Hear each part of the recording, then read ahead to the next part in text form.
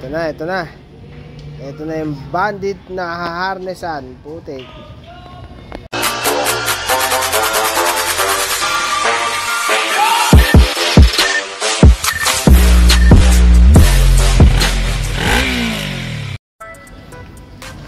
Pakita ko lang yung status niya ngayon para yung after na bibidyoan din natin. Ito, CDI nakakabit dyan. Tapos may plastic molding. Aha, panis, may plastic molding ha. Pampader to. Fuse box, starter relay, mga wire dyan. Yan. Yung rectifier nya nung sinukatan ko okay naman, 15 naman, kaya hindi na natin papalitan. Ayan, banat na dito. Putik, natapos din ang putik. Ayos na siya kahit yung dito dito ayos na. So, tina-charge na lang siya kasi lobat. Tapos ito hindi namin may kabit dito yan.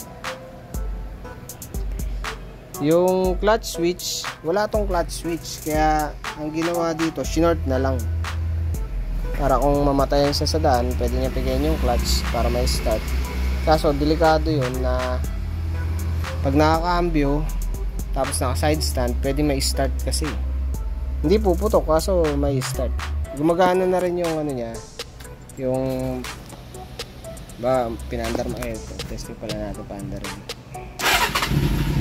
Ayan, pag pinandar mo ganyan tapos ikakambyo mo na naka side stand, pinambyo mo siya, mamatay. Gumagana siyang ganun. Ang problema yung wala kasing clutch switch eh. Medyo madali nang i-switch yung susi. Masasanay na ako dito. Ay, testing pala ito. Lahat ng mga ilaw-ilaw natin dyan. Aha. Park light, headlight, passing, high, busina. Wala yung busina eh, no? Wala siyang busina. Signal light.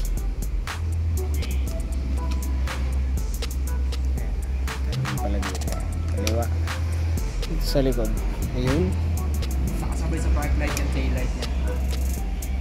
nakasabay sa park light. Ito daw park, brake light nagbaga. Dito wala.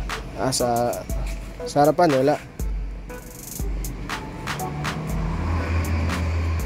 Suggestion yun, kailangan palitan to ng mayroong clutch switch tsaka to na may brake switch na matino. Tsaka pangit to, hindi ko re-recommend. Pangit to mumurahin.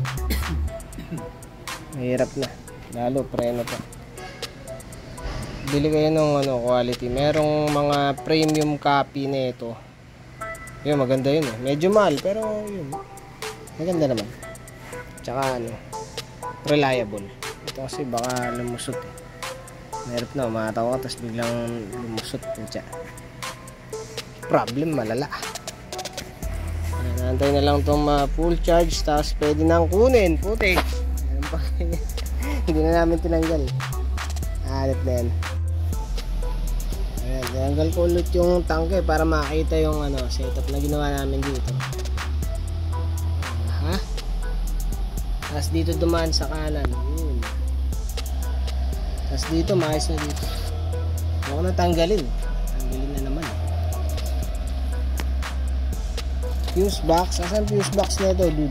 Yan, sa starter motor. May starter wheel. Huh? Ito. Yung fuse box. Iba na yung fuse box niya. Pwesto lang dito kasi wala siyang susutan eh. Walang saksukan na ito. Ano pa? Mga relay na dito sa gilid. So mga wire papunta dun sa tail light at signal light dito. Good seat naman. Sa harapan makita. plastic pa. Bago. Yung sa busina expired. Yung sa busina ito, naka ano lang, nakalutang kasi wala yung busina eh. Sila na lang siguro magkabit nito.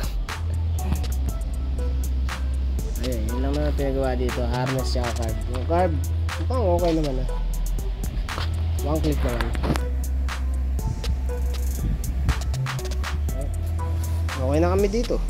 Hanip. Pakita lang natin yung setup natin dito.